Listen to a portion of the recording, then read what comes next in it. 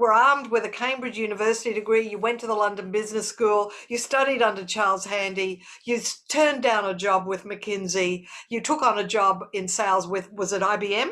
ICL. ICL. The But you UK also company. were with IBM at some Yeah. point. Well, I started with them, yeah. And The then first job leaving university, yeah. And then would you say that your book is the biggest bestseller in Australia in nonfiction?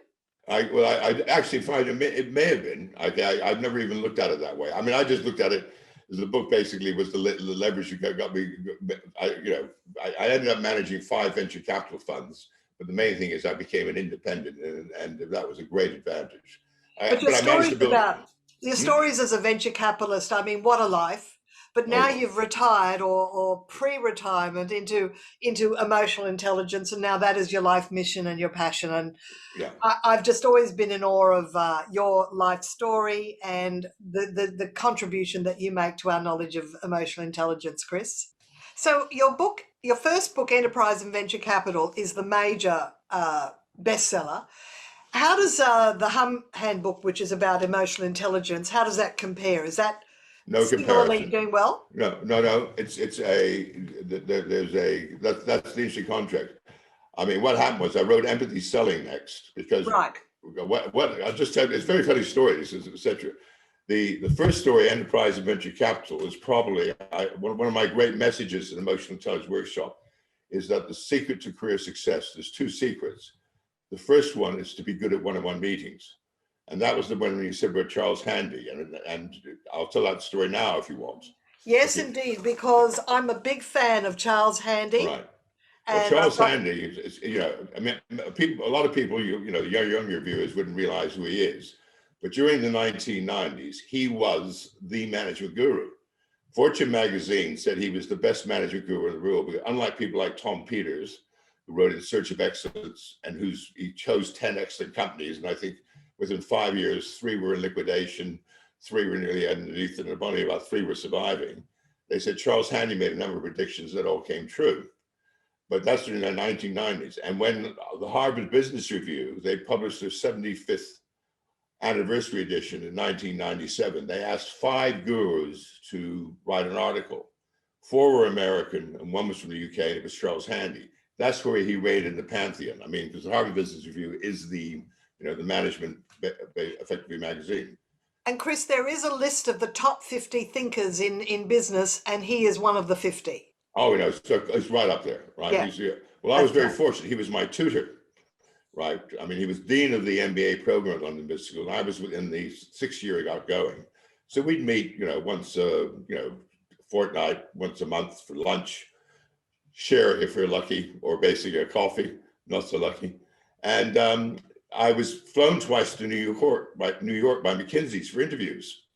And I got the offer from them. And Charles said to me, Chris, have you managed to find a job yet? Because in 73, there was a bit of a recession on worldwide.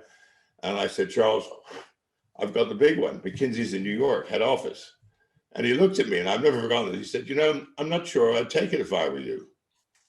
I said, what? And when I described this story to MBA students, they nearly die. He said, I've been thinking about what is the secret to career success. And I'm coming to the conclusion, the secret is to be good at one-on-one meetings, because that's when it happens. He said, that's when you get the job offer, you get funding for your project, you present to your CEO something, you may get fired, you get hired, you hire someone, you fire someone. He said, the secret to career success is to be good at one-on-one meetings. And he said, we don't teach you how to do that at an MBA. And he said, my suggestion is turn down the job offer from McKinsey's and become a salesperson, because if you don't learn how to sell and be good at one-on-one meetings, you won't eat. Anyway, I ended up following his advice, turned down McKinsey's. They couldn't believe it. They just were absolutely stunned. I think I'm the first person who's ever turned them down. The job was McKinsey. And one of my colleagues at the business school, his dad was a director of ICL Australia. And they were desperate to hire me because I had worked for 4 years, first with IBM and then on IBM computers. And I said, well, I wanted to go to Australia. So I ended up being a salesman here in ICL with ICL Australia. And that was the second big meeting I had, because I attended this workshop run by Chandler McLeod, where I learned what's called the Hum Wadsworth. The Hum Wadsworth, got it. That's right, and that's the system, right, they use, and which effectively is a way of analyzing people according to their temperament. That's their genetic emotional predisposition. And it's a very, very good system. And I won't bother to explain it all here. It's all on my website. But that was the section. So that's my two messages for career success is one, if you can, basically get into a position where you learn how to sell to be with the idea of being good at one-on-one meetings.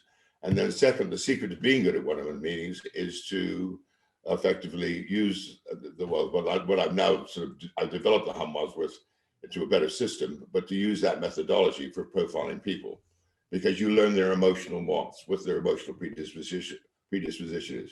So that's the secret. So if they get your book, they'll be able to read all about the different types and also understand strategies of how it's part of emotional intelligence is your ability to be flexible and change your natural style to mirror the style of the person you're wanting to influence. Is that it? That's very, very, there's two sides to it. There's self-awareness and social awareness. Right. First of all, you learn what you are, and you learn what types you basically have personality dissonance. And secondly, you learn the empathy. You understand the way other people are, and you learn the social skills to handle them. That's Goleman's definition, which is the one I like. Goleman was the one who wrote Emotional Intelligence. Yeah, Daniel Goleman. Yeah, the first and that's the book that put it in the lexicon. And I actually first encountered the equivalent of that when I studied NLP, neuro-linguistic programming, because it was looking at a very superficial level to start with, that how people speak and their choice of words indicates their thinking preference. Yes. And that if you wanted to influence someone, you chose to mirror their language rather than use what you would normally use yourself. That's if you wanted to influence them. That's it, right. But the problem with it is that NLP actually puts people, as you know, auditory, visual, and kinesthetic, puts them like in the boxes. And it's a type theory. In fact, what I call the big three, NLP, DISC, and Myers-Briggs, are, in fact, they're all type theories. And in fact, the modern technique now, the modern technology, and the one that Sykes used is trait theory, right? And what theory? I'm sorry, missed it. Trait theory. It says, for example, extroversion. Okay, if you take a quality like extroversion, which is a trait, like you have a lot of, right? Is trait theory says there's a characteristic or a trait called extroversion. Yes. It's distributed normally. One end of the scale, people are introverts, and at the other end, people are extroverts. But 67% of the population fall in the middle. Yes. And they're what they call ambiverts. And that's what happens. That's what happens with the trait. It's normally distributed, right? Right. Yes. And what happens is, for example, in Myers-Briggs, you're either an extrovert or an introvert, right? I mean, that's what happens. Second big benefit, I just might mention another, is the biggest mistake managers make was they follow the rule. We like those people who are like ourselves, right? If someone shares a dominant component, you can effectively act naturally and they'll like you, emotionally hook in. Okay. But when you're trying to build a team, it's generally important that you build a diverse team, and particularly choose people who aren't the same as you, right? Because otherwise you tend to suffer from groupthink, right? And people around. So that can happen very, very often, right? And it's one of the greatest mistakes. I was working with a team recently that I went, everybody is the same. This isn't good. They haven't got enough diversity. Absolutely. Would you agree that a manager really needs to have some sort of reading on the different types, whether they go for trait theory or whether they go for behavioral theory? And what was the other one? Well, I'm saying it's trait versus type theory. Well, yeah, but if you use type theory, look, the problem is, this is right, it's a bit like your learning experience. The problem is when you first learn a people profiling technique, it's generally a big emotional experience because you go, oh, huh? It was for me. 1997 was my very first. I've learned the secret of life, right? It's a massive empathy. Not only that, exactly what happens as you go around classifying people according to that methodology, you say, oh, I can see that he's a high visual and he's a high kinesthetic. Yeah, so it's positively being reinforced, just like you said in your learning, right? Okay. So what happens is, this is the bane of my life. If people are infected with the first, they have infected with the first methodology, very, very few people can do the change. Right? That is fabulous. Now, can I just fill in for the listeners what the 7 types are? Because the artist is one of the types, right? Yes. And I know you've said they can look it up on the website, but just to remind everybody, you've got the mover, the Yes. double checker, the artist, the politician, the engineer, the hustler, and the normal. Yes. What would be the main advantage of understanding this particular trait model rather than these type models that are out there and probably more well known? Oh, well, first of all, okay, it deals with people's temperament, Right. right, which is very important. So you're dealing with emotions, okay, or your emotional predisposition. And just knowing being able to work out quickly what two people's components are the dominant two components is a huge advantage when you're dealing with it, when you want to gain their support, right? The second is actually scientifically valid. I mean, and thirdly, it's practical, right? For example, all right, and why is it practical? Because it has 7 components, right? And 7 is the limit of your short-term memory, and that's the number of components. That's right. According to George Miller, That's what right. is it? The magic rule of number 7 plus or minus 2. 2. And the main thing is, it's got 3 things. It's based on temperament, not emotions. Everyone in emotional intelligence is all talking about emotions. We go through, my best estimates, between 4,000 and 9,000 emotional states during a day, right? You just and you go. I thought it was that many, but I know, no, but there's effectively studies have been shown. There's that's just the reality, and that was quoted to me by a guy called Mark Brackett. I've spoken at a couple of emotional intelligence conferences, and he gave a talk, and that was his estimate, 4,000. But there's a thing called 6 seconds, and 95% of the time people are in some emotional state. And the average emotional state, according to 6 seconds, lasts 6 seconds. So if you work it out and the people who have 16 hours, you come up with 9,000 states.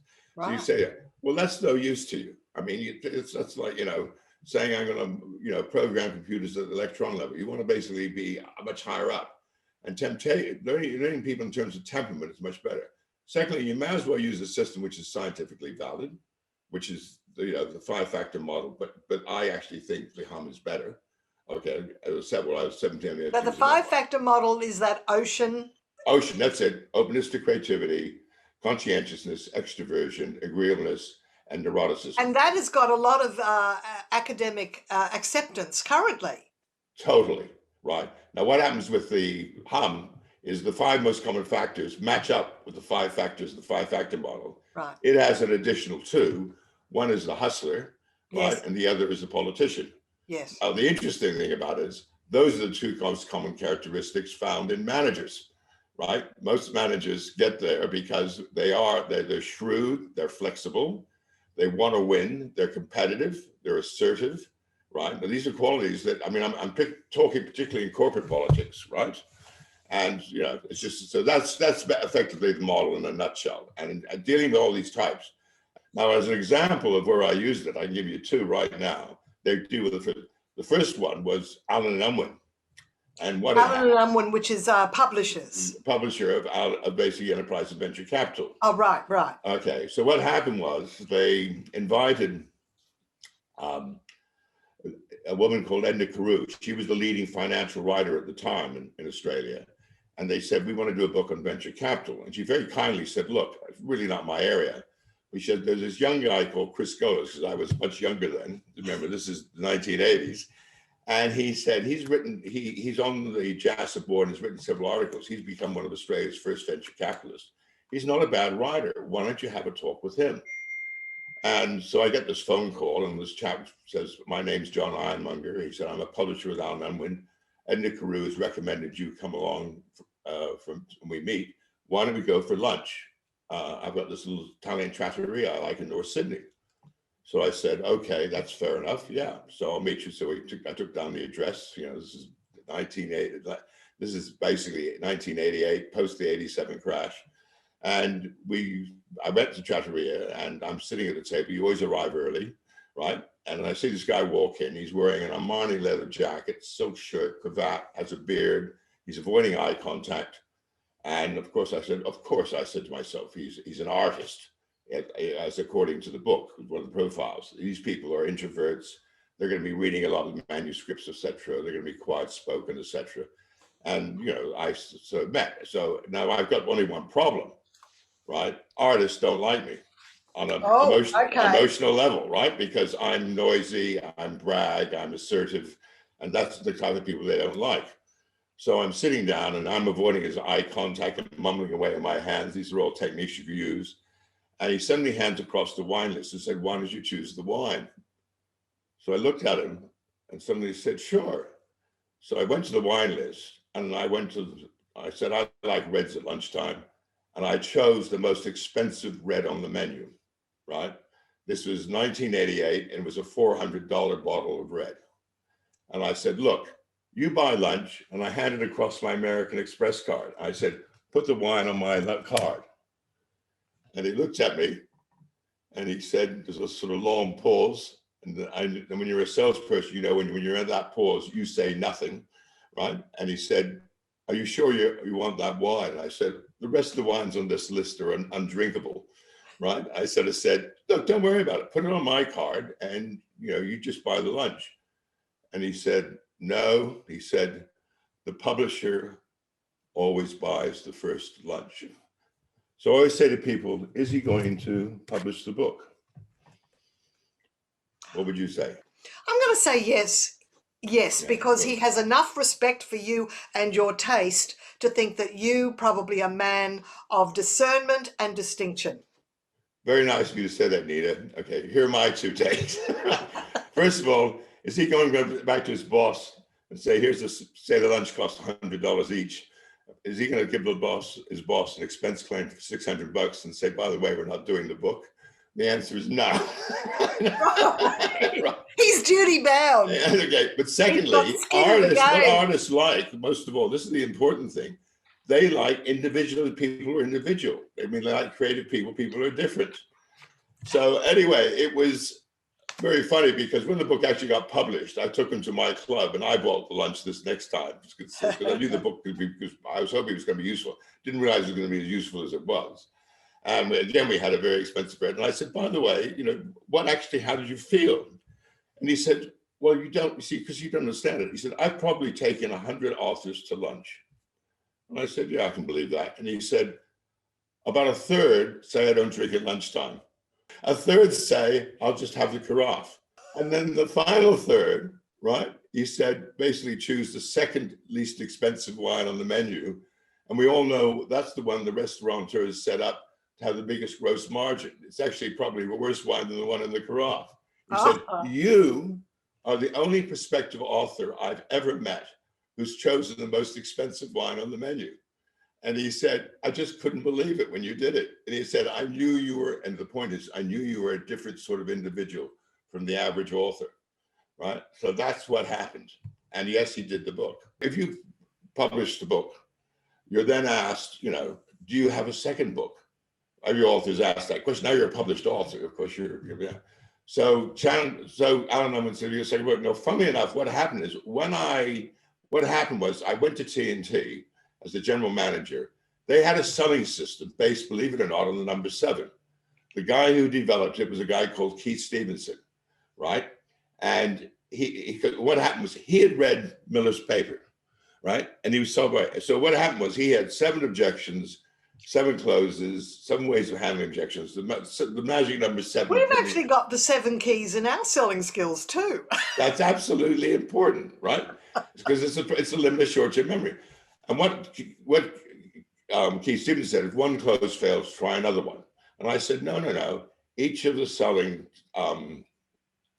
closes matches up with one of the 7 traits. Okay. So I said, for example, the most famous close in selling is probably the minor point close. You don't say, "Do you want to buy the car?" You say, "Do you want a manual or an automatic?" Right? Implicitly saying you're going to buy the car. Do you want it in black or gray or white? Okay. And letting the person make the decision, right, on a minor point. Now, why is it so important? Well, that's because most managers have some politician in them, right? That's one of the strongest components. I mean, it's naturally. So why is the most common sales? Because it's the one that works with most managers, right? So that's what happened. So what happened was I basically married and developed this, joined the Hum modules to the TNT selling system. And what I say is, while I was at TNT, sales doubled. Okay, well, sorry, sales doubled, revenues quadrupled, right? Profit went up 10 times, and our return on investment in our final year was the highest of any division in worldwide in TNT. It was about 172%. I mean, I was the star of Superior Airways, but of course I was having my midlife crisis, right? But what happened was, in the last 18 months I was there, we were involved in 15 major tenders. This is like ESSO, Medicare. I mean, these are major big corporations. ESSO is a big oil company. Medicare Yes, is the medical yes, supplier. sorry, yes. I mean, so these are major. So what happened was, we were involved, as I said, in 18 major tenders, or 15 major tenders in the last 18 months. And on a market share basis, we should have won one or two. We won all 15, right? That's unheard Unbelievable. of, isn't it? That's 100%. I know. We won all 15. And I remember one of my colleagues in the business school said, well, obviously your price is too low. And I said, that's exactly what I was thinking when I was closing the deal with the financial director of ESSO. And he told me that he was never going to sign because we were basically 3 times more expensive than the nearest competition. And I said to him, look, you're a shrewd individual. We're the only one who can do the payroll. I don't care. But at the moment, this is when the Bass Strait oil fields are going. You're sending back a couple of $1 million every week to ESSO head office. I said, in royalty fees. And I said, if the oil workers go on strike because you can't pay them correctly, the one who loses his job is you. And frankly, I don't care. So you got your choice. You either choose a system. This guy was a raging edge, right? I said, so you got to talk to them basic. I said, either you choose the system that's going to work for you, or you choose a system that's going to lose you your job. Your choice. He said, I'm signing this. I'll never forget it. He said, I'm signing this contract under duress. I said, no, you're not. You're signing it. It's the happiest customer I have at the moment because you know you've made the right decision. Anyway, we got along like a house on fire. He said, Chris, no other salesperson has ever. We would go out to lunch. I'd be down in Melbourne, and we go out to lunch about once a quarter. Because it was a huge account. I mean, you know, because everyone knew, mate, the unions on those oil fields, they were the toughest negotiators you've ever seen in life. The changes in the award, it was like about that thick. Anyway, and he just said, you know, he just said, you know, you're the one guy who's ever stood up to me, because he had a bit of pay in him as well. And he said, it was just absolutely fantastic dealing with you. So we always got along well, right? And this is what happened. So that's very important. And now I wouldn't do that with someone else. But I'm also hearing that you're the consummate salesperson as well. Well, because that's a provocative answer and to a statement, but it worked. Oh yeah, well you got to call the mark, right? But that's but I'm got better at it. Anyway, just to go refresh on the everything sense. So what happened was, I gave them this copy. I'd written a book when I was transitioning across the business. So I'd written it all down in a book. I call it Psycho Selling. Right. And then what that was the original draft. And they came back and they said, look, it's not bad, but they said books on selling don't sell. Anyway, what happened was that I thought was sawjuice. So I called on Jill Hickson, who at that time was Australia's leading literary agent. She found, for example, Bryce Courtney, you know, The Power of One. So that was her big claim to fame. And I rang her up, went across in the blue suit, you know, looking like a classic investment banker. And I thought I was going to be meeting a high A because she's in publishing. Same thing. What's an A? Artist. Oh, okay. Artist. Okay. And I get there, and she starts name dropping me from one end of Sydney to the other. Oh, I see you're a Bankers Trust. Do you know X? And I suddenly went, I'm dealing with a hustler here. And I said, of course she's a hustler. She's the middleman between publishers and authors. That's how she makes it. She makes both people happy to do a deal. She's the middleman. She's a wholesaler. She's an agent. I said, you idiot. Of course she's an H. Right. So I immediately, he said, you know, I said, well, I had lunch with him in the establishment last Friday. I mean, I'm lying through my teeth, but I'm name dropping yesterday. I said, do you go X? Oh, we were having a great time in Machiavelli's a couple of weeks ago, which was at that time. A restaurant. That's one of the top best top restaurant in Sydney. It was at that time the best Italian restaurant in Sydney. Yeah. So she was name dropping me, and I was name dropping her back. So I left the manuscript with her, and I rang her up about 3 weeks later, and she had told me she doesn't do nonfiction. And she said, "Oh, Chris, we're getting the book published." I said, "What do you mean? I thought you didn't like nonfiction." She said, "No. When I read the chapter, this is the chapter, Okay to Hustler," she said, "It's the only thing which has described my husband I've ever read." She said, "I have read loads of articles about him, right? No one's got inside his head like you have." Now, of course, people who are overseas will realize he was the Premier of New South Wales for Neville Ran Right. for basically 7 years. He was nicknamed Nifty, incredibly astute, right? Won something like 3 elections and basically transformed the Labour Party in this country. We became very successful because Hawke and Keating emulated them. Labour had its most powerful run following the path that Nifty set. And he was a great AH. And the follow-up to the story is absolutely wonderful. We were meeting, discussing the book. I was meeting with Jill, and I said, "I saw your husband walking down Bridge Street the other day." And she said, "Yes." And I said, "I didn't recognize him in the distance, but I saw he was wearing this bright red tie." And I said, "My God, there walks a hustler." And I say to people, try to get into a selling role to learn about it, because that's a fantastic experience if you can get it.